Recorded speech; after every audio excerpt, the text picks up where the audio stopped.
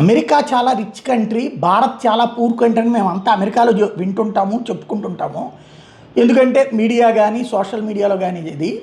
కానీ అమెరికన్స్ కూడా ఖర్చు పెట్టని విధంగా ఇండియన్స్ ఖర్చు పెడతారు.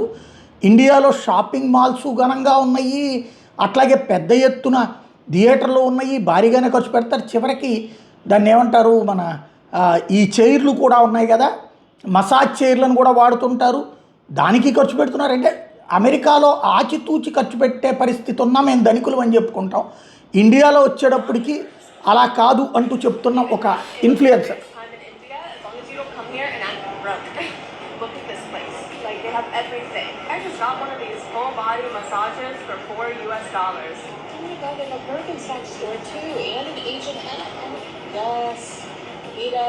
And they got a Bath and Body Works.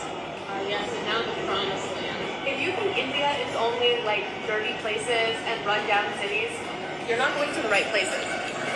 అది భారతదేశం పేదరికం అనేటటువంటి దాంట్లో ఒకవైపే నిజమని చెప్తోంది.